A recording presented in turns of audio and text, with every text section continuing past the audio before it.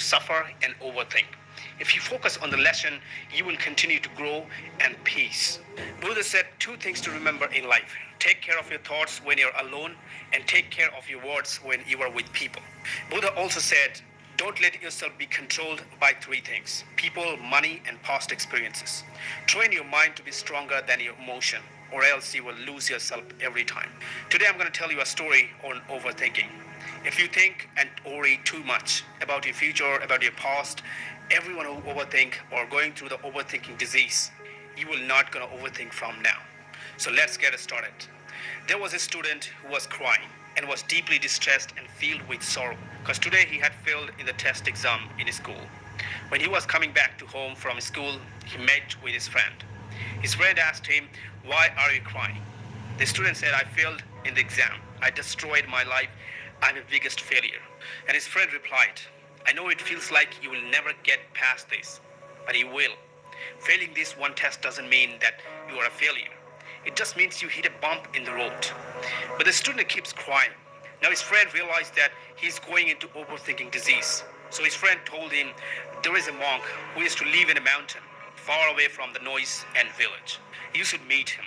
He will find a way to pass you the test exam. So the student went to the mountain to meet with the monk. When he sees the monk, he started crying. The monk asked him, "Why are you crying?" The student said, "Dear monk, I failed in the test exam. My life is destroyed. I'm a biggest failure. My mind is constantly filled with thoughts. I analyze every situation, worry about the past and imagine the future. It's exhausting and I can't find peace. The monk listened attentively and nodded.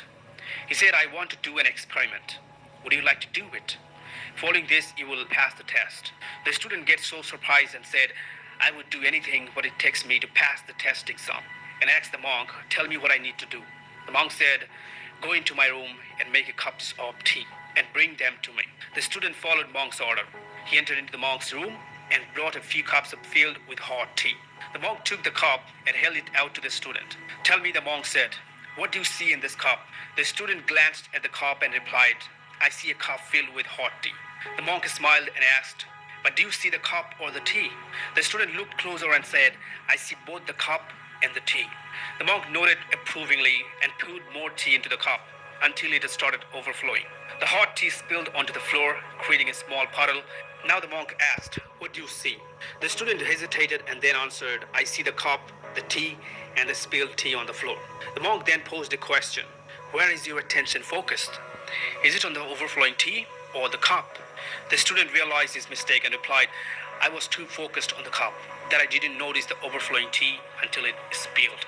The monk gently said, "Your mind is like that cup. It is filled with thoughts, worries, and speculations. When you constantly dwell on them, your mind becomes overwhelmed, just like the cup overflowing with tea.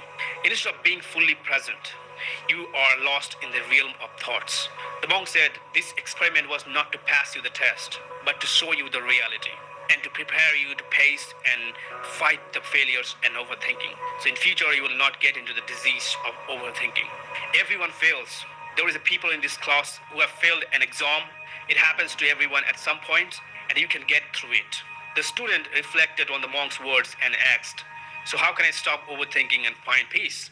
The monk smiled and replied, "Just as the spilled tea on the floor is beyond the cup's control, learn to let go of unnecessary thoughts. Recognize that dwelling on the past or worrying about the future only robs you of the present moment. Embrace the here and now and let go of what is beyond your control. In the simplicity of the present, you will find peace." The student bowed to the master, grateful for the wisdom he had received. From that day forward, he began to cultivate mindfulness, gently letting go of overthinking and embracing the beauty of the present moment. Remember what Buddha said: do not dwell in the past, do not dream